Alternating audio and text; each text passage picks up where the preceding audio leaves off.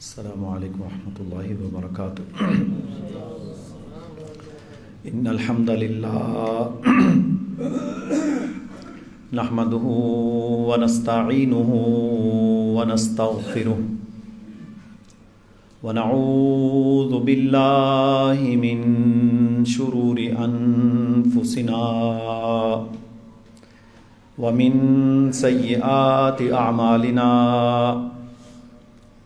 من يهده الله فلا مضل له ومن يضلل فلا هادي له أشهد أن لا إله إلا الله وحده لا شريك له وأشهد أن محمدا عبده ورسوله صلى الله عليه وسلم۔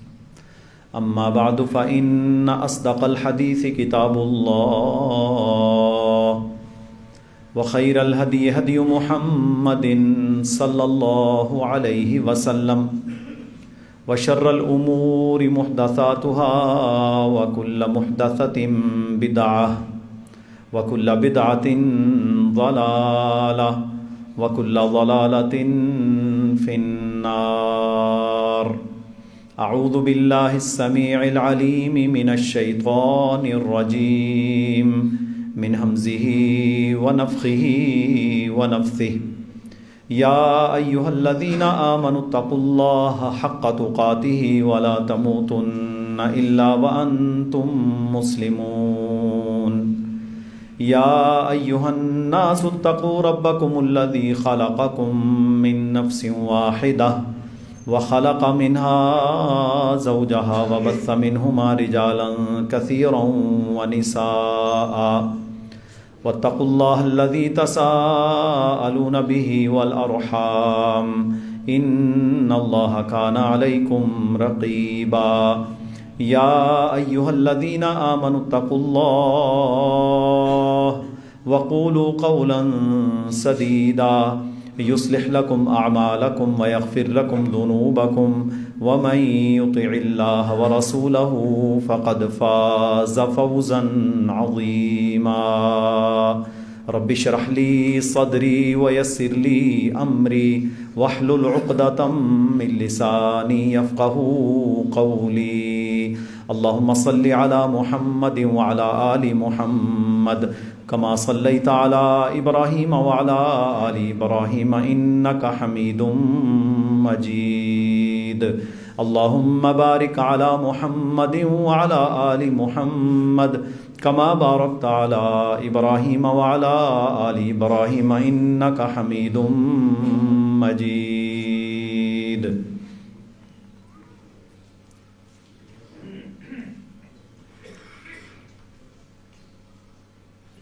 انسان گناہوں میں، نافرمانیوں میں، اللہ کی معصیت میں اس قدر لتھڑا ہوا ہے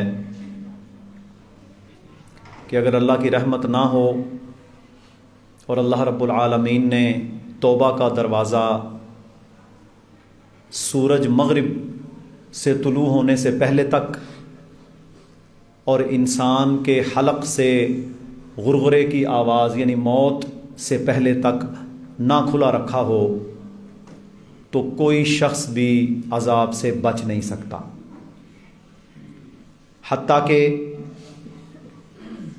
اعمال میں، افعال میں اور عقائد کے اندر غلطیاں، کوتاہیاں، کبیرہ گناہ، صغائر اتنے زیادہ ہیں کہ ہمارے یہ جو تھوڑے بہت اعمال ہیں یہ انہیں کبھی بھی نہیں ڈھانپ سکتے اگر توبہ نہ کی جائے اور اللہ کی رحمت ساتھ نہ ہو۔ ان اللہ یحب التوابین۔ اب اللہ تعالیٰ یہاں یہ بیان فرما رہا ہے کہ میں ان سے محبت کرتا ہوں جو معافی مانگتے ہیں۔ ثابت یہ ہوا کہ گناہ یا غلطی انسان سے ہوتی ہے، لیکن اللہ کو وہ شخص پسند ہے جو ندامت اختیار کرنے والا ہو، ڈھٹائی اختیار کرنے والا، متکبر، گناہ پر اترانے والا، اعلانیہ گناہ کرنے والا اور گناہوں کے بہانے تلاش کرنے والا اللہ کو قطعاً ناپسند ہے۔ ان اللہ یحب التوابین ویحب المتطہرین، اللہ تعالیٰ توبہ کرنے والوں سے محبت کرتا ہے اور پاکیزہ رہنے والوں سے محبت کرتا ہے۔ اسی طرح اللہ رب العالمین نے ہم پر رحمت کرتے ہوئے توبہ کا دروازہ کھلا رکھا۔ فرمایا اے ابن آدم، تو اتنے گناہ میرے دربار میں لے کر آ کہ جو زمین اور آسمان کے فاصلے کو بھر دیں، اور اگر تو پکی توبہ کر کے میرے دربار میں آئے گا تو مجھے غفور الرحیم پائے گا۔ یہ رمضان کا دوسرا جمعہ ہے۔ میرے بھائیوں، توبہ وہ ہے، میری بہنوں ماؤں، توبہ وہ ہے جو ہماری زندگی میں چینج لے کر آئے، تبدیلی پیدا کرے۔ وہ توبہ نہیں ہے جو توبہ توبہ توبہ یا استغفار کے ورد اور تسبیحوں پہ تسبیحاں نکالتے رہیں لیکن تبدیلی کوئی نہ آئے، صفر۔ ظلم، بغاوت، ماؤں بہنوں کا حق مارنا، غیبتیں، چغلیاں، نظر کی بے حیائی، زبان کی بے حیائی، خیانت، دھوکہ، بدعات، یہ سب کچھ انسان کو جہنم کا ایندھن بنا دیتی ہیں۔ توبہ وہ جو انسان میں چینج لے کر آئے۔ اور پھر ایک اور بات ہم لوگ سمجھ لیں کہ توبہ صرف ایک گناہ سے نہیں کی جائے گی، سارے گناہوں سے توبہ کی جائے گی۔ ایک غلطی ہوئی، اس سے معافی مانگ لی، دوسری غلطیاں ان سے صرف نظر کر دیا، یہ غلط ہے۔ توبہ ہے ہی وہ جو تمام گناہوں سے اللہ کے دربار میں مانگی جائے اور مکمل اصلاح کا ارادہ کیا جائے۔ یا ایھا الذین آمنو، اے وہ لوگو جو ایمان لائے ہو، توبوا الی اللہ توبۃ نصوحا، تم اللہ کے دربار میں توبہ کرو نصوحا۔ نصوحا کا مطلب ہے پکی، پختہ، نہ پلٹنے والی۔ دنیا ادھر کی ادھر ہو جائے مگر تمہاری توبہ اللہ کے دربار میں ایسی ہو کہ تم گناہ کی طرف لپٹ کر پلٹ کر نہ جاؤ۔ توبوا الی اللہ توبۃ نصوحا، پکی سچی توبہ کا اللہ نے عہد لیا ہے۔ امام الانبیاء محمد الرسول اللہ صلی اللہ علیہ وسلم نے فرمایا کل بنی آدم خطاء، آدم کی ساری اولاد گناہ گار ہے، خطا کار ہے۔ وخیر الخطاؤن التوابین، سب سے بہتر خطا کرنے والا وہ ہے جو معافی مانگ لے۔ غلطی ہو گئی، گناہ ہو گیا، ظلم ہو گیا، زیادتی ہو گئی، اور میرے بھائیوں ایک بات وہ ہم سب کے لیے نصیحت ہے، اللہ کے پیغمبر صلی اللہ علیہ وسلم نے اس حدیث کے اندر گناہوں سے بچنے کا وہ نسخہ بیان کر دیا ہے کہ اگر وہ ہمارے ذہن کے اندر سمو جائے تو ہم کبھی گناہ نہ کریں۔ ہمارے اندر اللہ رب العالمین نے ایسا دماغ اور ایسی حس رکھی ہے کہ وہ ہمیں گناہ کی طرف نہ لے کر جانے دے۔ کیا ہے حدیث؟ فرمایا گناہ وہ ہے جو تیرے دل میں کھٹکے۔ یہ ہو نہیں سکتا کہ بندہ حق مار رہا ہے، ظلم کر رہا ہے، گناہ کر رہا ہے، نافرمانی کر رہا ہے اور اس کے دل میں کھٹک نہ ہو۔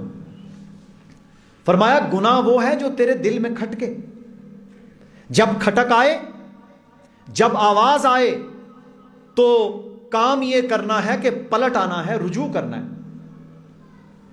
جو بندہ کھٹک کے باوجود ڈھٹائی اختیار کرتا ہے اور یہ سمجھتا ہے، اور شیطان نہ ہیلے بہانے ڈالتا ہے، او یار چھڈ، کوئی مسئلہ نہیں، سب کرتے ہیں، تو نے کر لیا تو کیا مسئلہ ہے،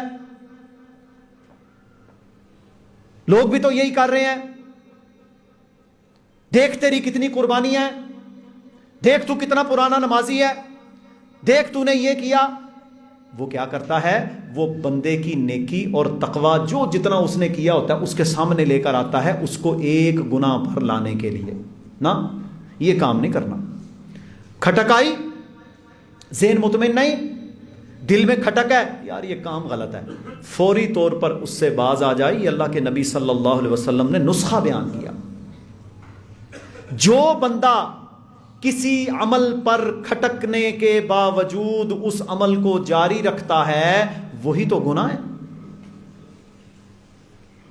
آپ نے کوئی دیکھا جو بہن اور ماں کا حق کھانے والا ہو سکون میں؟ آپ نے بے نماز کو سکون میں دیکھا؟ جان بوجھ کر بلا عذر روزے چھوڑنے والے کو سکون میں دیکھا؟ سود خور کو سکون میں دیکھا؟ امانتوں میں خیانت کرنے والے کو سکون میں دیکھا؟ بد کلام اور بد عقیدہ شخص کو سکون میں دیکھا؟ کبھی سکون میں نہیں ہوگا. دوڑ رہا ہے، بھاگ رہا ہے، پاؤں چلا رہا ہے، ہاتھ چلا رہا ہے، لیکن وہ ڈوبتا جا رہا ہے، ڈوبتا جا رہا ہے. بچے گا تب جب وہ اللہ کی پکار پر لبیک کہے گا. صحیح مسلم میں حدیث ہے، رسول اللہ صلی اللہ علیہ وسلم نے پہلی امتوں کے ایک شخص کا واقعہ بیان کیا. فرمایا اس بندے نے 99 قتل کیے تھے، قاتل تھا، 99 قتل. ایک کسی بندے کے پاس گیا، کسی درویش کے پاس گیا، یہ بنی اسرائیل کا واقعہ. کہا جی میں نے 99 قتل کیے ہیں پر دل بڑا پریشان ہے، میں چاہتا ہوں کہ کوئی میری سبیل نکل آئے، مجھے بھی معاف کر دیا جائے. اس نے کہا بھئی تیرا تے کوئی واہ نہیں، 99 قتل تم نے کیے، تو نہیں معاف ہو سکتا. اس نے اس درویش کو بھی قتل کر دیا، 100 ہو گئے. پھر وہ کسی بندے کے پاس گیا لیکن ابھی بھی اس کے دل کے اندر کھٹک موجود تھی.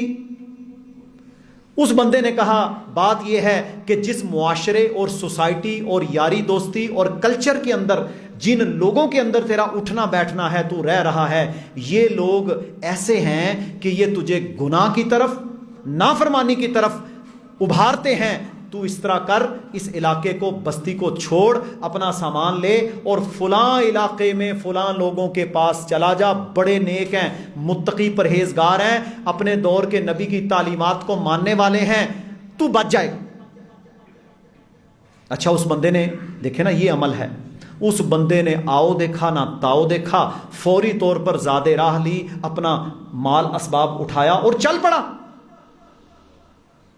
اس کا اپنی بستی اور یاریوں، دوستیوں اور معاشرے اور کلچر اور ہم پیالہ ہم نوالا لوگوں کو چھوڑ کر نکلنا، یہ اس کی توبہ کا پہلا قدم تھا.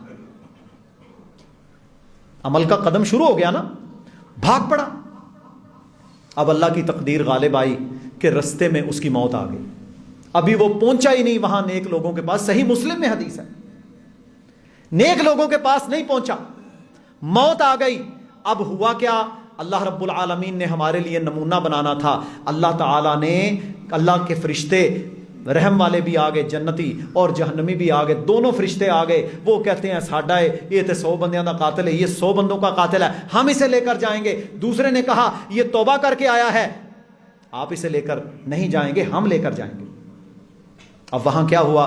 ان کے درمیان یہ فیصلہ ہوا کہ ہم زمین کو ناپتے ہیں، اگر یہ خیر کی طرف زیادہ ہوا تو ہم لے جائیں گے، اگر شر کی طرف زیادہ ہوا تو تم لے جانا. اب میرے بھائیوں، صحیح مسلم میں اس کے 2-3 الفاظ ہیں. ایک لفظ فرمایا جب ناپا گیا تو وہ شر کی طرف جہاں سے آ رہا تھا نا اس طرف کم تھا، اور دوسرا سفر ابھی زیادہ تھا خیر والا. اب ایک حدیث میں ہے کہ اللہ رب العالمین نے اپنے حکم کے ساتھ اس میں روح لوٹائی. جو تھوڑا سا سفر باقی رہتا تھا وہ کرالنگ کر کے اپنے بازوؤں کے بل گھسٹ کر خیر کی طرف چلا گیا اور خیر والوں کے پاس آ گیا. ایک روایت میں ہے کہ رب العالمین نے زمین کو کھینچ کر خیر والی زمین کو بڑھا دیا اور شر والی زمین کو کم کر دیا. یہ ہے توبہ کا نظام. معافیاں مانگتے ہیں، تسبیحاں نکالتے ہیں، یہ کرتے ہیں، وہ کرتے ہیں، ورد ہے، حال پڑھ رہے ہیں، ہزار منکا نکالا جا رہا ہے، استغفار استغفار استغفار، لیکن بے ایمانی، دھوکہ، نظر کی گندگی، خباثت اس سے باز نہیں آتے، کیا فائدہ ہے؟ کوئی فائدہ نہیں۔ پکے ایمان کے ساتھ نکلو گے، پورا ارادہ کر کے نکلو گے، اللہ تعالیٰ زمین کو کھینچ کر تمہیں خیر کی طرف لے جائے گا، اور ہو سکتا ہے کسی میں روح لوٹا کر اس کو واپس بھیج دے۔ اب یہ کوئی ایسا واقعہ نہیں ہے کہ جو قصہ کہانی ہو، یہ حدیث میں محمد الرسول اللہ صلی اللہ علیہ وسلم نے توبہ کرنے والے کی فضیلت میں بیان کیا۔ ہمارا کام یہ ہے کہ ہم نے دیکھا یہ گناہ ہے، غلطی ہے، نافرمانی ہے، مشکوک ہے، مشکوک کام میں بھی پڑنا حلال نہیں۔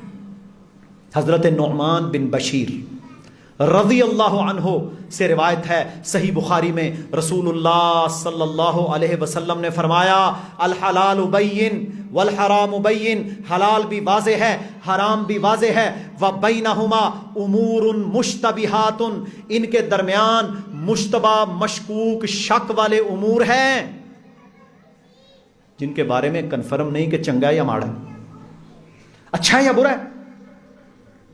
وبینہما امور مشتبہات، فرمایا جو شخص شک والے امور میں بھی پڑ گیا، وقع فی الحرام، وہ حرام میں بھی پڑ جائے گا۔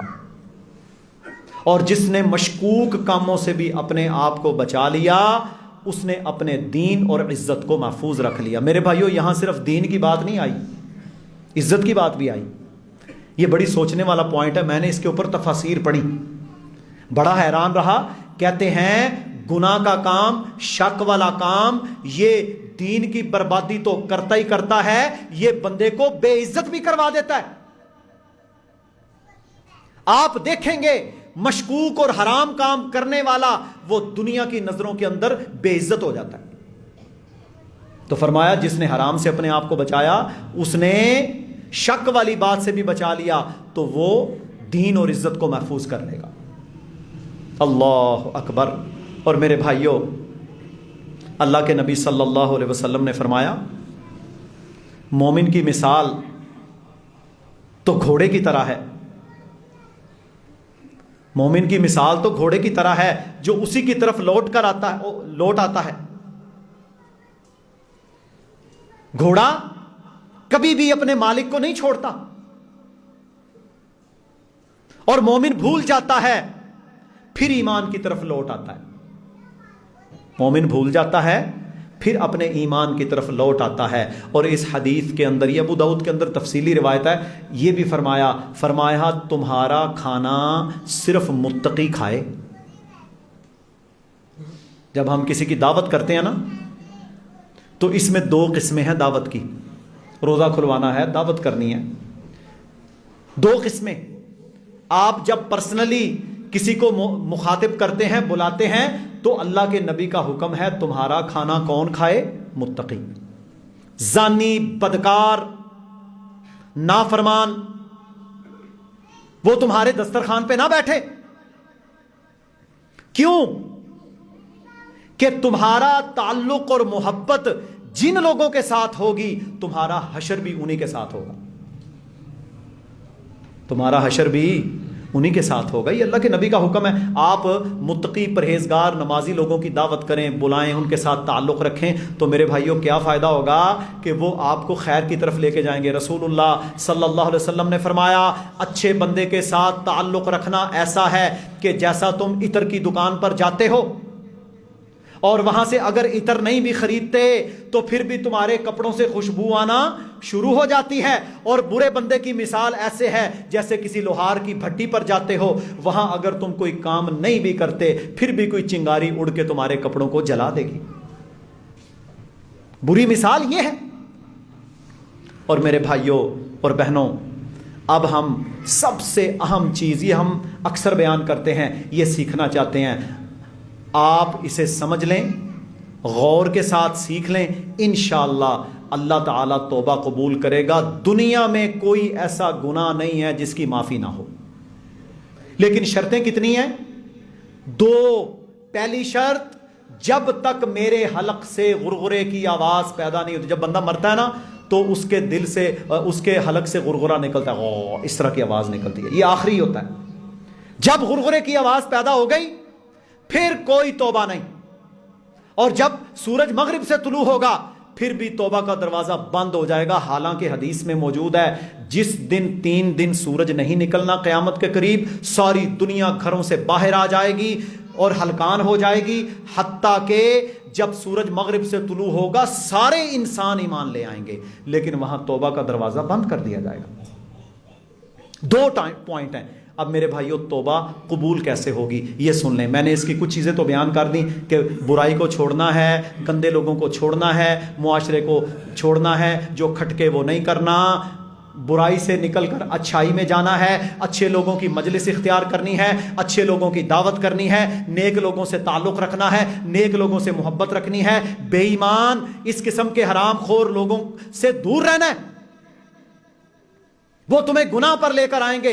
اگر کہیں تمہارا فاسق اور فاجر لوگوں سے واسطہ پڑ بھی جائے تو ان کے ساتھ تعلق کی صرف ایک بنیاد تمہاری ہوگی کہ تم ان کو اگر کھلاتے بھی ہو تو تم ان کو دعوت دو گے، نصیحت کرو گے، اسلام پہنچاؤ گے، خیر کی طرف لے کر آؤ گے۔ اگر دعوت کا راستہ بھی تم نے بند کر دیا تو پھر سوائے بربادی کے کچھ نہیں ہے۔ یہ اصول ہے۔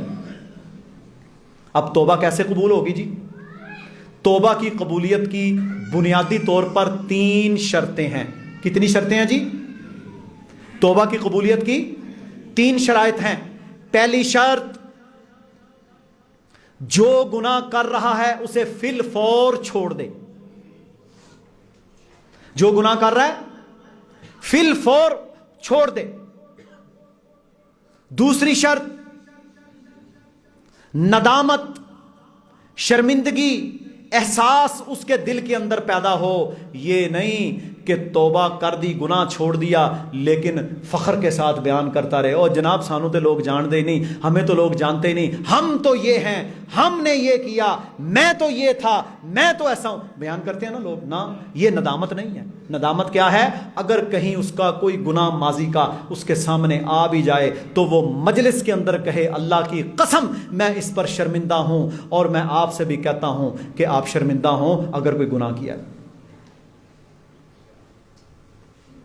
فوری گناہ چھوڑ دے، آئندہ میرے بھائیوں ندامت اختیار کرے، شرمندگی، جس کی شرمندگی نہیں ہے گناہ پر اس کی بھی توبہ قبول نہیں ہوتی۔ اور شرمندگی کا سب سے پہلا کام کیا ہے؟ اس کی آنکھوں سے آنسو ٹپکیں، وہ اللہ کے سامنے روئے، وہ اللہ کے سامنے گڑ گڑائے، وہ اللہ کے سامنے معافی مانگے، وہ کہے اور رب کے ساتھ کلام کرو، کہے یا اللہ میں نے یہ کام غلط کیا ہے، تیرے قرآن میں ہے، تیرے نبی نے حدیث میں بیان کیا، یہ میں نے غلط کیا، یا اللہ یہ میں نے غلط کیا، میں نادم ہوں، میں شرمندہ ہوں، تو مجھے معاف کر۔ یہ رویہ، 2 چیزیں ہو گئیں جی، گناہ کو فوری چھوڑ دے اور ندامت اللہ کے سامنے، کسی بندے کے سامنے نہیں، صرف اللہ کے سامنے ندامت اختیار کرے۔ اور تیسرے نمبر پر توبہ قبول ہونے کی شرط، آئندہ وہ گناہ نہ کرنے کا بھی اللہ سے وعدہ کرے۔ یہ نہیں کہ گناہ چھوڑ دیا، رمضان میں نمازی بن گیا، رمضان میں جناب غلط کام چھوڑ دیے، اور بعد میں یہ دل کے اندر یا کہیں ارادہ ہو کہ یار ٹھیک ہے یہ مہینہ ہے ہم پھر وہی کام کریں گے۔ ہم نے تو دیکھا ہوا ہے 29 میں روزہ رکھا، روزہ کھولا، روزہ کھول کر جب چاند نظر آیا شوال کا، صبح عید ہے، ساری رات بازاروں میں کیا ہوتا ہے؟ لڑکے لڑکیاں، مرد اور عورت بے پرد غیر محرموں کے ہاتھ میں ہاتھ دے کر مہندیاں لگوا کر کیا کیا کچھ نہیں ہوتا۔ سارے مہینے کی نیکیاں منہ پر دے ماری جاتی ہیں ایسے لوگوں کی۔ تو کیا ہے تیسری شرط؟ آئندہ وہ گناہ ہر صورت میں نہ کرنے کا اللہ سے وعدہ کرنا کہ یا اللہ میں نماز نہیں پڑھتا تھا، اب میں نادم ہوں، میں نماز ادا کیا کروں گا، اور آئندہ میں تجھ سے وعدہ کرتا ہوں کہ میں ہمیشہ نماز پڑھوں گا، میں چھوڑوں گا نہیں۔ بات سمجھ آ گئی جی؟ کتنی شرطیں ہو گئیں؟ 3۔ کتنی شرطیں ہو گئیں؟ 3۔ پہلی شرط گناہ کو فوراً ترک کر دے. دوسری شرط ندامت شرمندگی اختیار کرے. تیسری شرط آئندہ وہ گناہ نہ کرنے کا اللہ احکم الحاکمین سے وعدہ کرے. یہ وہ توبہ ہے جو حقوق اللہ کے بارے میں ہے.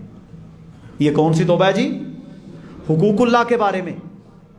جہاں نماز نہیں پڑھی, جہاں اللہ کے حق تلف کیے, زکوٰۃ نہیں دی, سود خوری کی, شرک کیا, بدعات کی, یہ اس کے بارے میں ہے. اگر اس میں حقوق العباد شامل ہو جائیں, کسی کا حق مارا ہے, کسی کا مال چھینا ہے, کسی کے ساتھ خیانت کی ہے, کسی کی غیبت کی ہے, بہن بیٹی کا حق نہیں دیا, کوئی بندے کسی کے ساتھ ظلم اور زیادتی کی ہے, زمین پر قبضہ کیا ہے, تو اس وقت تک توبہ قبول نہیں ہوگی جب تک چوتھی شرط بھی شامل نہ ہو جائے, اس بندے سے معافی مانگنا.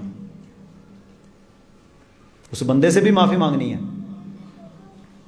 اور اس بندے کے نقصان کا ازالہ کرنا ہے. یا تو وہ معاف کر دے, یا تو اس کے نقصان کا ازالہ کرے گا کہ یہ میں نے تیرے ساتھ ظلم کیا تھا, میں تجھے یہ پیسے واپس لوٹاتا ہوں. یا وہ معاف کرے گا یا ازالہ کروائے. تو حقوق العباد میں اس بندے کے معاملات بھی صاف کرنے ہیں. 3 شرطیں اور حقوق العباد کی 4 شرطیں. اللہ کے حقوق میں 3 شرطیں, اور اگر بندے کا حق ساتھ شامل ہو گیا تو چوتھی شرط بھی ان میں شامل ہو جائے گی, تب جا کر تمہاری توبہ قبول ہوگی. سعودیہ کے بہت بڑے عالم, ان کے ساتھ ایک بھائی طواف کر رہے تھے. وہ شاگرد تھے ان کے. انہوں نے کہا کہ میں نے دیکھا کہ ایک شخص, ایک عربی, کیونکہ وہ یونیورسٹی, مدینہ یونیورسٹی میں پڑھاتے بھی تھے, شیخ تھے, ایک عربی نوجوان لڑکا احرام باندھے ہوئے اپنے استاد کے پاس طواف کے دوران بیت اللہ میں آیا. اچھا, جو طواف ہوتا ہے نا, اس کے دوران تھوڑی بہت بات چیت کی جا سکتی ہے. طواف کے دوران آیا, آ کر اپنے استاد کے کان میں ایک بات کہی. استاد نے تھپکی دی اور کہا کوئی مسئلہ نہیں, جا میں نے تجھے معاف کیا. وہ چلا گیا بندہ ہنسی خوشی. وہ شاگرد کہتا ہے میں نے استاد جی سے پوچھا, شیخ یہ بندہ آیا, یہ لڑکا آیا, اس نے آپ کے کان میں کیا کہا, ہمیں بتائیں کوئی نصیحت. تو انہوں نے کہا, اس استاد کا نام تھا شیخ ابو عبد العزیز. شیخ ابو عبد العزیز بڑی مشہور شخصیت ہے. تو میرے بھائیوں, انہوں نے کہا یہ میرا شاگرد ہے. اس نے کہا استاد جی ہم نے زندگی میں آپ کی بہت میں نے غیبت کی. پتہ ہے استادوں کے بارے میں بھی لوگ بغض رکھتے ہیں, اور وہ تو اصول سکھا رہے ہوتے ہیں اور بندہ سمجھتا ہے میرے ساتھ ظلم ہو رہا ہے. حالانکہ ظلم نہیں ہوتا, وہ اصل میں تو تمہارا مستقبل بنا رہا ہے. اس وقت بندہ نہیں سمجھتا. کہتا ہے وہ بندہ آیا اور اس نے آ کر مجھے کہا استاد جی میں نے آپ کی غیبتیں کی ہیں, میں آج بیت اللہ میں اللہ کے لیے آپ سے معافی مانگتا ہوں, مجھے معاف کر دیں. استاد جی نے تھپکی دی, کہا جا پتر میں نے تجھے معاف کیا. ہے نا ہمت کا کام, ہے نا میرے بھائیوں جذبے کا کام اور بڑے دل گردے کا کام. لیکن اس نوجوان نے اپنی عاقبت کو سنوار لیا, اور وہ نابینا تھے. تھے محدث. محدث کون ہوتا ہے؟ استادوں کے استاد تھے, محدث. امام بخاری رحمہ اللہ ان سے حدیث سن رہے تھے. یہ میں آپ کو تھوڑا بیان کر رہا ہوں حقوق العباد میں معافی کیسے مانگتے ہیں. امام بخاری حدیث سن رہے تھے. نابینا بندہ ہوتا ہے نا, اسے دیکھنے میں اسے نہیں پتا ہوتا میرا چہرہ سیدھا ہے ٹیڑھا ہے, کیا معاملہ ہے. وہ اس انداز سے حدیث بیان کر رہے تھے کہ امام بخاری رحمہ اللہ انہوں نے جا کے گھر میں سوچا, طبیعت خراب ہو گئی, پریشان کہ میں اپنے استاد پر ہنسا, یہ میرے استاد ہیں, حالانکہ نہ کوئی بات کی, نہ غیبت ہے, نہ چغلی ہے, صرف ان کے کسی ایک ایسے چہرے کے سٹائل پر یا کوئی ہوگا انداز جیسے نابینا بندہ ہوتا ہے, ہنسی نکل گئی. گئے واپس, جا کر اپنے استاد سے کہا استاد جی میں محمد بن اسماعیل امیر المومنین فی الحدیث بخاری رحمہ اللہ، آپ سے معافی مانگتا ہوں، آپ حدیث سنا رہے تھے، میری ہنسی نکل گئی، اللہ کے واسطے مجھے معاف کر دیں، اگر آپ نے مجھے معاف نہ کیا ہو سکتا ہے میرے سارے اعمال ایک طرف ہوں، اللہ مجھے پکڑ لے۔ یہ رویہ اختیار کریں اپنے بھائیوں کے ساتھ، اپنی بہنوں کے ساتھ، اپنے نوکروں کے ساتھ، ملازموں کے ساتھ، دوستوں کے ساتھ، لین دین کرنے والوں کے ساتھ، جن کے ساتھ تم نے بلا وجہ کی تعلق توڑے ہوئے ہیں، قطع رحمیاں کر رکھی ہیں، جاؤ جا کر ایک جملہ نکالو، وہ تمہیں معاف کر دے گا، اللہ بھی تمہیں معاف کر دے گا، اللہ بھی تمہیں معاف کر دے گا۔ یہ میرے بھائیوں اس طرح کے بہت سارے واقعات ہیں، بہت سارے واقعات ہیں کہ جو بیان کیے جا سکتے ہیں۔ اللہ تعالی ہمیں توفیق دے کہ ہم حقوق العباد میں جن کا حق مارا ہے، جن کا حق کھایا ہے یا کسی کے ساتھ زیادتی کی ہے، ہم دنیا میں معاملہ صاف کر لیں۔ اب اس میں ایک اور شکل ہے کہ بندے کے ساتھ ظلم کیا، وہ بندہ مر گیا، وہ بندہ فوت ہو گیا، اب آپ اس سے معافی نہیں مانگ سکتے۔ اب آپ کے لیے عمل کیا ہے؟ آپ ساری زندگی جب تک زندہ ہیں آپ اس بندے کے لیے استغفار، توبہ اور اس کے لیے دعائیں کرتے رہیں مغفرت کی، اللہ سے بخشش مانگتے رہیں اس کے لیے، اس بندے کے ایصال ثواب کے لیے صدقہ کرتے رہیں رب کی بارگاہ میں تاکہ اسے اجر ملتا رہے، پھر یہ آپ کے پاس باقی رہ جاتا ہے، پھر بھی اللہ انشاءاللہ توبہ قبول کر لے گا۔ ایک حدیث میں آیا ہے، رسول اللہ صلی اللہ علیہ وسلم نے فرمایا، اللہ رب العالمین نے ایک ایسے شخص کو قیامت کے دن معاف کر دیا جو لوگوں کے گناہوں پہ پردے ڈالتا تھا۔ یہ بھی بہت بڑی آج کل ہے۔ ایک تو وہ بندہ ہے کہ جو بندہ آن لائن سوشل میڈیا پر ساری دنیا کے سامنے لوگوں کو گمراہ کر رہا ہے، اس کا رد بھی آن لائن ہی ہوگا، کیونکہ وہ تو سب کو گمراہ کر رہا ہے۔ ایک بندہ ہے پرسنل، تو آپ اس کے گناہ پہ پردہ ڈالیں، اگر بیان کرنا بھی ہے تو نام نہیں لینا، نصیحت کے لیے۔ فرمایا ایک شخص کو یا کچھ لوگوں کو اللہ اس لیے معاف کر دے گا کہ انہوں نے لوگوں کے گناہوں پہ پردے ڈالے، اور اللہ تعالیٰ ان کے گناہوں پہ پردے ڈال کے انہیں معاف کر دے گا۔ اور دو بھائیوں کو اللہ تعالیٰ قیامت کے دن لائے گا جو آپس میں معاملات رکھتے تھے لیکن وہ گناہ پر پردے ڈال کے رکھتے تھے، اللہ ان کی صلح بھی کروا دے گا، اور جو اس میں سے ظالم ہوگا اس کو بھی اللہ معاف کروا دے گا، لیکن یہ ان لوگوں کے ساتھ ہوگا جو اچھا نیک رویہ رکھنے والے تھے، جو سنبھلنے والے تھے، جو ندامت والے تھے، جو پلٹنے اور رجوع کرنے والے تھے۔ ڈھٹائی والا، اعلانیہ گناہ والا، متکبر، ایسے شخص کو اللہ معاف نہیں کرتا۔ تو یہ توبہ کی میرے بھائیوں شرائط ہیں، اور جب تک ان پر عمل نہ ہو توبہ قبول نہیں ہوتی۔ اب کل میرے سے ایک سوال آیا گروپ کے اندر، اس نے پوچھا کہ ہمارے والد نے زندگی کے اندر اپنے ایک بیٹے کے نام پر اکثر جائیداد لگوا دی، باقیوں کو محروم کر دیا۔ ایک سوال آیا کہ ہمارے والد نے بیٹوں کو سب کچھ دے دیا، بیٹی کو محروم رکھ دیا۔ پہلی بات تو یہ سمجھ لیں، زندگی کے اندر وراثت کو تقسیم کرنا جائز نہیں ہے۔ وراثت ہے ہی وہ جو بعد میں مرنے کے بعد ترکہ تقسیم ہوتا ہے۔ زندگی میں اگر کوئی باپ کسی کو دینا چاہتا ہے تو وہ ہبہ کرے گا، اور اگر ہبہ کرے گا تو لڑکے اور لڑکیاں سب کو برابر دے گا۔ اب دیکھیں کہ وہ بندہ سوال پوچھ رہا ہے جس کے نانے نے اس کی ماں کا حصہ نہیں دیا۔ اب کہتا ہے، اس کا سوال بڑا اچھا تھا، کہتا ہے سوال یہ ہے کہ میرے جو ماموں ہیں یعنی میری ماں کے جو بھائی ہیں وہ کیسے اس ظلم سے بچ سکتے ہیں؟ تو میں نے اس کو ایک ہی جواب دیا، میں نے کہا اس کا ایک ہی حل ہے، آپ کے سارے ماموں جو جائیداد انہیں اپنے باپ سے ملی ہے، بہنوں کو محروم رکھا گیا ہے، وہ ساری جائیداد کو منسوخ کریں اور اس کی تقسیم قرآن کے مطابق بہنوں اور بھائیوں کے اندر اس طرح تقسیم کریں جس طرح اللہ نے کہا ہے، پھر وہ بچ جائیں گے۔ اور اگر انہیں پتہ چل گیا ہے اور وہ پھر بھی اس پر سانپ بنے بیٹھے رہے تو پھر وہ بھی بچ نہیں سکتے، کیونکہ یہاں اللہ نے فرمایا تلک حدود اللہ، یہ اللہ کی حدیں ہیں، وَمَن يَتَعَدَّ حُدُودَهُ فَقَدْ ظَلَمَ نَفْسَهُ، جس نے اللہ کی حدوں کو پامال کیا اس نے اپنے اوپر ظلم کیا۔ تو میرے بھائیو یہ بھی توبہ کے اندر آتا ہے۔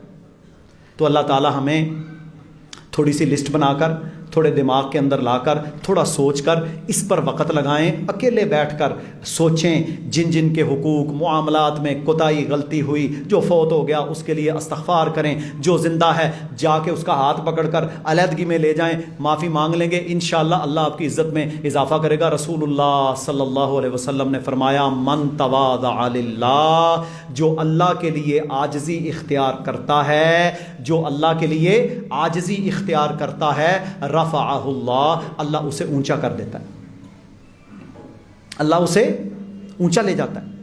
تو اللہ تعالی ہمیں بھی عاجزی اختیار کرنے کی توفیق عطا فرمائے، اور اللہ تعالی ہمیں پکی سچی توبہ نصوح کرنے کی توفیق دے۔ وآخر دعوانا ان الحمد للہ رب العالمین۔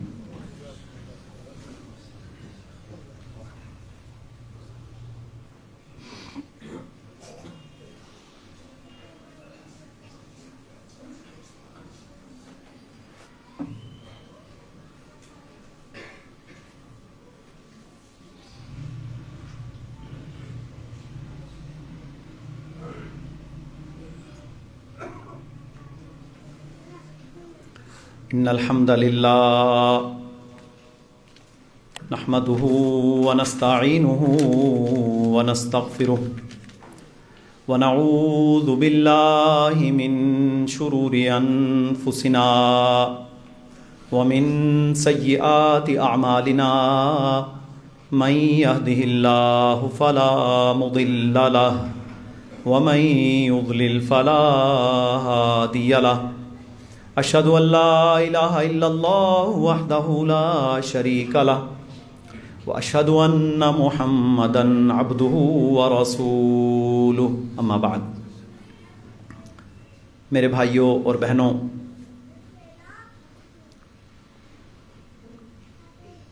نفاق یہ ایسی بیماری ہے جو بندے کو توبہ نہیں کرنے دیتی، یعنی توبہ کا لنک نفاق اور ہپوکریسی کے ساتھ ہے۔ فرمایا کہ ان المنافقین لکاذبون، منافق جھوٹے ہوتے ہیں، اور جو مدینہ کے اندر منافقین تھے وہ ایسے بدبخت تھے کہ انہوں نے اللہ کے نبی صلی اللہ علیہ وسلم اور صحابہ کی توہین سے بھی باز نہیں آئی۔ سورہ منافقون میں ان کا ذکر ہے، فرمایا یقولون لئن رجعنا الی المدینۃ لیخرجن الاعز منها الاذل، کہتے ہیں ہمیں ذرا مدینہ واپس جا لینے دو، ہم عزتوں والے ان ذلیلوں کو نعوذ باللہ نکال دیں گے۔ قرآن ہے۔ ایسا دماغ آج میرے بھائیوں، نفاق اس نے بیڑا غرق کر دیا امت مسلمہ کا۔ غزہ میں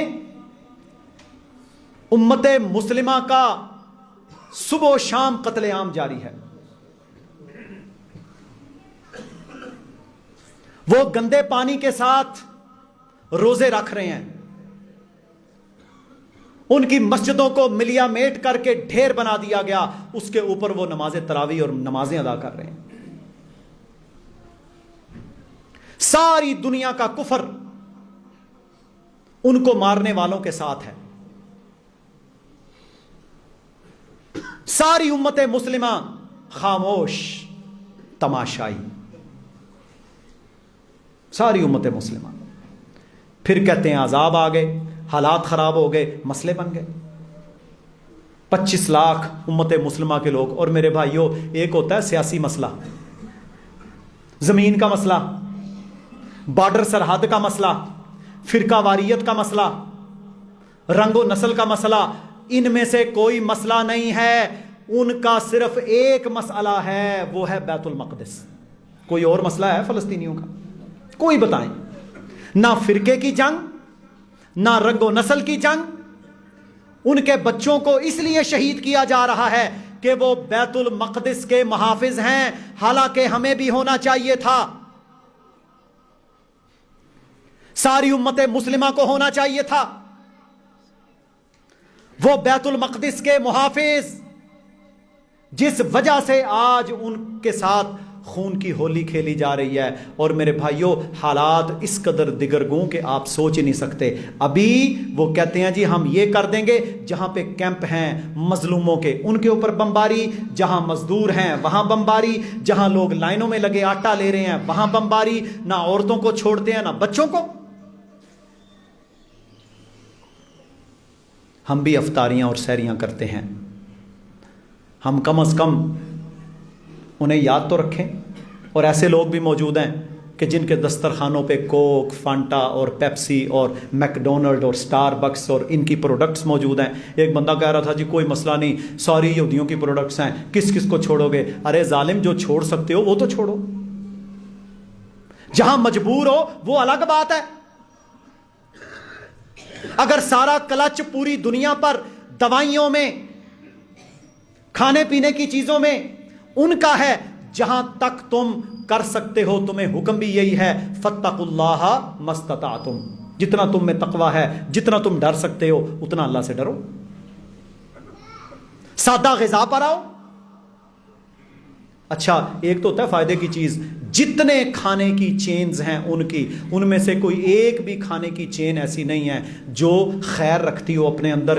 بیماریاں، گندگی، دل کے پرابلم، جگر کے مسائل، یعنی وہ ایسی چیزیں ہیں جو آپ کو بیمار کرتی ہیں۔ ڈالرز کے اندر پے کر کے امت مسلمہ کا مسلمان ڈالروں کے اندر پے کر کے وہ برگر کھاتا ہے۔ اللہ کے بندے تو گھر میں بنا کے کھا لے، تجھے کیا پتا ہے اس کے اندر کیا ہے؟ چوہے پھر رہے ہوتے ہیں وہاں پہ، پتہ نہیں انہوں نے خنزیر کی اس کے اندر کیا کیا چیزیں شامل کر دی ہوں۔ کچھ اللہ کا خوف امت مسلمہ کو ہونا چاہیے۔ اور میرے بھائیوں یاد رکھ لیں، جب امت مسلمہ یک جان ہو کر ان کا بائیکاٹ کرے گی، یہ اوندے منہ نیچے گر جائیں گے۔ میں تو حیران ہوں کہ ضلع منڈی جتنا علاقہ، تقریباً 1 کروڑ سے بھی کم اس کی آبادی، 70-80 لاکھ آبادی ہے اسرائیل کی، اور میرے بھائیوں 2.25 ارب مسلمان، اور اتنے بڑی طاقت، اتنے انفراسٹرکچر، اتنے سورسز، اتنا پیٹرول، اتنی یوتھ، اس کے باوجود بھیگی بلی بنے پڑے ہیں۔ کوئی وجہ تو ہے، کوئی وجہ تو ہے۔ اور میرے بھائیوں، اس رمضان میں عہد کریں اپنے رب سے کہ ہم انشاءاللہ ان کے قتل عام میں حصہ دار نہیں بنیں گے۔ ہم سادہ خوراک، سنت والی خوراک، دودھ، دہی، دیکھو اللہ نے آپ کے پاس کیا کیا کچھ رکھا ہے، ستو کا استعمال کریں، پھل کا استعمال کریں، اللہ کی سادہ چیزوں کو استعمال کریں، زمین کا پانی پئیں۔ کیا فائدہ ہے یہ کالا پانی کوک پینے کا جو تیری تباہی بھی کرتا ہے؟ ایک گلاس میں 20 چمچ چینی ہے، کاربوہائیڈریٹس ہیں، تیرا جگر پر چربی آئے، تو بیمار ہو، تجھے دل کے دورے پڑیں، پھر بھی یہی لینا ہے۔ تو اس رمضان میں ایک تو یہ عہد کریں کہ ہم جتنی ہم میں توفیق ہے ہم انشاءاللہ ان کے کسی نظام کا حصہ نہیں بنیں گے۔ دیکھیں یہ تو کر سکتے ہیں ہم۔ اچھا اس سے کیا ہوگا؟ اس کا آپ کا پیسہ بچے گا، آپ سال کا 1 مہینے کا بجٹ لگائیں۔ میرے بھائیوں، جو لوگ ان کی چینز پر جا کر مہینے میں 2 بار کھانا کھاتے ہیں، 25-30 ہزار تو فیملی کا لگ جاتا ہوگا۔ وہ 25-30 ہزار کا تم راشن لے کے کسی غریب کو دو، صدقہ کرو، یا اور کچھ نہیں تو 25 ہزار کا بکرا ذبح کر کے اپنے گھر میں رکھو، وہ بھون کر کھاؤ، انشاءاللہ فائدہ بھی ہوگا تمہیں۔ کچھ بات سمجھ آئی ہے؟ تو یہ کام کرنا ہے، ہم نے ان کے سازش کا حصہ نہیں بننا۔ سب سے بڑا کام تو ہم یہ کر سکتے ہیں، دعائیں کریں ان کے لیے۔ جب دعائیں کریں گے تو انشاءاللہ تعالی اللہ رب العالمین آسانیاں پیدا فرمائے گا، اللہ تعالی خیر کے راستے ہم سب کے لیے انشاءاللہ کھول دے گا۔ میرے بھائیوں، دوسرے نمبر پر ہمارے جو ملکی حالات یا مہنگائی کا جو پروسیس چل رہا ہے، اس میں آج ہم نے یہ فیصلہ کرنا ہے کہ ہم نے سنت نبوی والا، سادگی والا لائف سٹائل اختیار کرنا ہے، بالخصوص کھانے پینے کے حوالے سے۔ دیکھیں آج سے 15-20 سال پہلے اکثریت 30 سال پہلے سب چھتوں پہ سوتے تھے. ایک پنکھا لگا ہوا ہے، پہلے پنکھے بھی نہیں تھے، مچھردانیاں لگائی اندر سو گئے. ہمارے آباء و اجداد، ہم بھی بچپن میں سوتے رہے. آپ میں سے اکثر کئی لوگ ابھی بھی ہیں لیکن تعداد کم ہو گئی. اب ہم نے کیا کیا؟ اب ہم ایئر کنڈیشن کے اندر آ گئے. مال خرچ ہوا، لاکھ روپیہ بل آیا، پھر بیماری الگ. اسی طرح جب سادہ زندگی تھی تو سارے بہن بھائی ماں باپ ایک ہی چھت پر، باتیں ہو رہی ہیں، کہانیاں سنائی جا رہی ہیں. اب کیا ہے؟ ہر بندے نے اپنا موبائل پکڑا ہوا ہے، شیطان وہ اس کے دماغ کو ٹریٹ کیے جا رہا ہے، الا کہ کوئی بندہ اس پہ خیر کا کام کر رہا ہو. ہر بندہ اپنی مرضی سے اس کی فنگر، یہ زبان، یہ آنکھ، یہ کان، یہ سب کچھ بول کر ہمارے خلاف قیامت کے دن گواہی دیں گے. تو ہم نے یہ فیصلہ کرنا ہے کہ ہم نے سادگی کو اختیار کرنا ہے. واللہ پاکستانی قوم اگر سنت والی سادگی اختیار کر لے، جس میں انہیں دنیا میں بھی فائدہ ہوگا، صحت کا بھی فائدہ ہوگا، آخرت کا بھی فائدہ ہوگا، انشاءاللہ میرے بھائیوں کوئی بندہ آپ کو یہ کہتا نہیں سنے گا مہنگائی بڑھی ہے، کیونکہ وہ تو ہے ہی سادہ. وہ تو سرید کھائے گا، شوربے میں ڈال کے وہ روٹی بھگو کے کھا لے گا. اگر اس نے ہانڈی بنائی ہے، دیکھا کہ میرا ساتھ والا ہمسایا بھوکا ہے یا کمزور ہے، اللہ کے نبی کی حدیث پر عمل کرے گا، اس میں پانی زیادہ ملا کے سالن بھیجے گا. ہماری گلی میں میرے بھائیوں ہر گھر سے سالن آتا تھا، کھانا جاتا تھا، لوگ محبتیں کرتے تھے. آج تو کسی کے گھر میں کچھ دینے چلے جائیں، وہ کہتا ہے یار خیر تو ہے، خیر تو ہے. کچھ لوگ ایسے ہیں وہ کہتے ہیں ہماری تو عزت کے خلاف ہے یہ، حالانکہ اس سے محبت بڑھتی ہے. ایک کی دعوت کرو، کسی کو دو، کسی کے ساتھ محبت کرو. اور ہمسائے کے اتنے حقوق ہیں. رسول اللہ صلی اللہ علیہ وسلم نے فرمایا جبریل علیہ السلام ایک ہی مجلس میں، ایک ہی دن میں میرے پاس ہمسایوں کے حقوق کے بارے میں اتنی بار آئے، اتنی بار اللہ کے پاس سے واپس آئے کہ کسی اور مسئلے میں نہیں آئے. آخر میں جب آئے تو مجھے یہ شک ہو گیا کہ شاید اب یہ حکم آ گیا ہوگا کہ تیرا دائیں بائیں والا ہمسایہ بھی تیرا وارث ہے. ہوں ہمسایوں نے پوچھتا ہی کوئی نہیں. ہمسایوں کے ساتھ بغض، نفرت.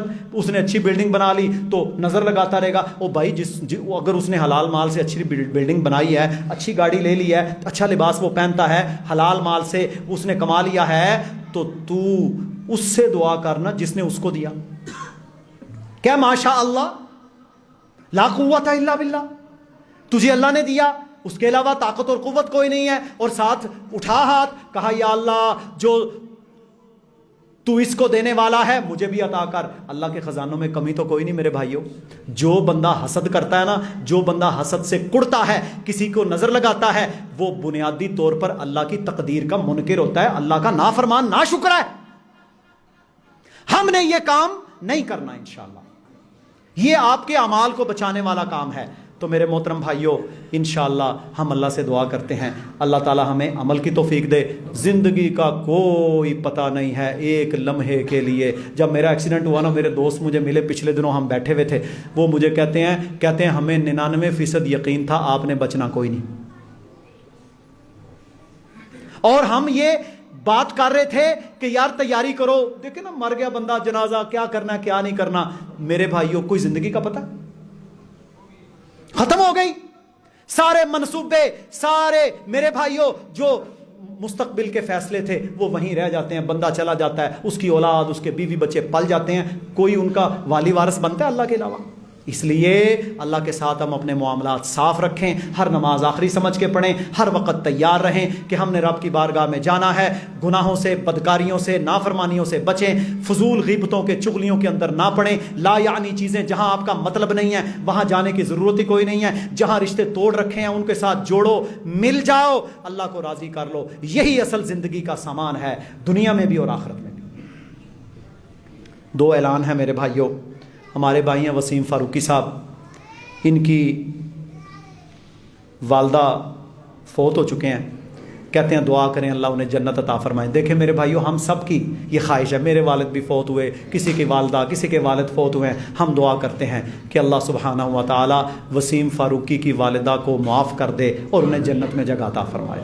اور ہم یہ دعا کرتے ہیں کہ اللہ ہم سب کے والدین، ہم سب کے اقربا جو فوت ہو چکے ہیں یا اللہ انہیں معاف کر دے، ان کے گناہوں سے درگزر فرما، انہیں جنت میں اعلیٰ مقام عطا فرما، ان کی خطاؤں سے صرف نظر کر۔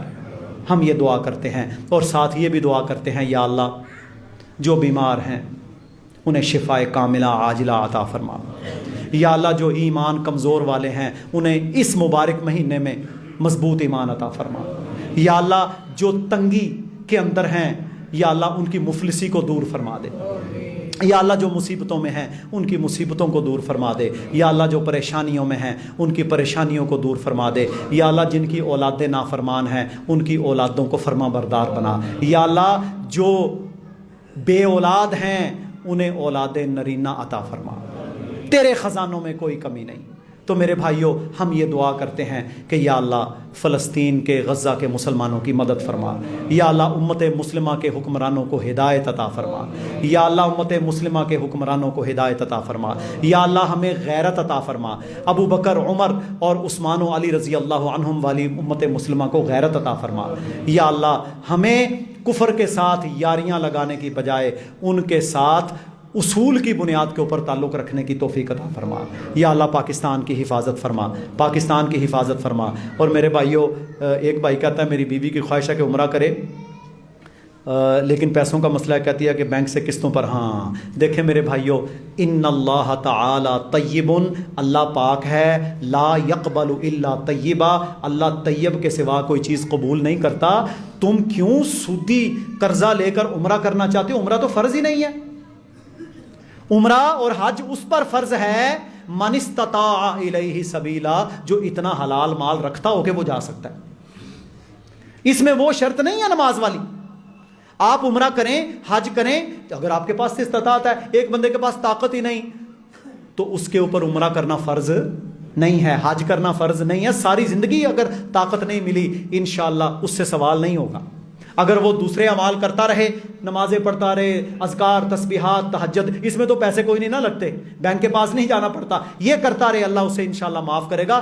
بینک سے سود پر قرضہ لینا یہ کبیرہ گناہ ہے، اللہ اس کے رسول کے ساتھ جنگ ہے، یہ پلید مال ہے، اس سے آپ عبادت نہیں کر سکتے، بالکل نہیں کر سکتے۔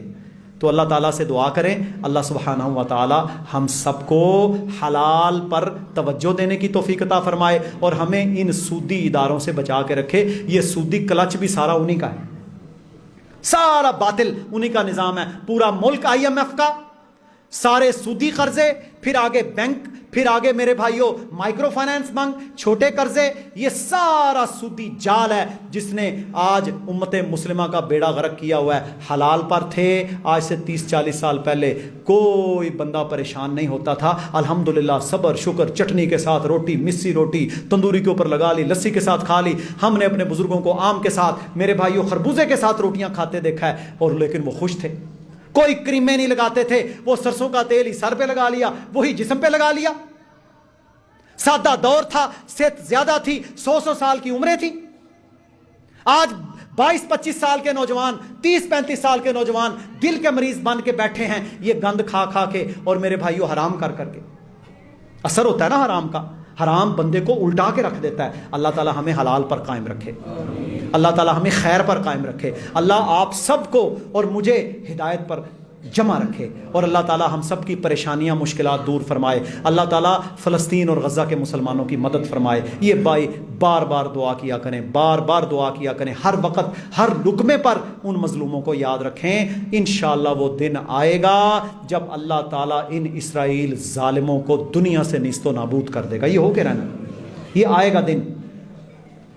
تو میرے بھائیوں اللہ تعالی ہم سب کو عمل کی توفیق دے۔ اللہم اغفر لنا وللمؤمنین والمؤمنات والمسلمین والمسلمات والف بین قلوبہم واصلح ذات بینہم وانصرہم علی عدوک وعدوہم۔ اللہم لعن الکفرۃ الذین یصدون عن سبیلک ویکذبون رسلک ویقاتلون اولیاءک۔ اللہم خالف بین کلماتہم وزلزل اقدامہم وانزل بہم بأسک الذی لا ترده عن القوم المجرمین۔ اللہم انصر الاسلام والمسلمین، اللہم اعز الاسلام والمسلمین، اللہم انصر المستضعفین فی غزہ، اللهم انصر المستضعفين في فلسطين اللهم انصرهم واحفظهم اللهم انصرهم واحفظهم ربنا آتنا في الدنيا حسنة وفي الآخرة حسنة وقنا عذاب النار سبحان ربك رب العزة عما يصفون وسلام على المرسلين والحمد لله رب العالمين.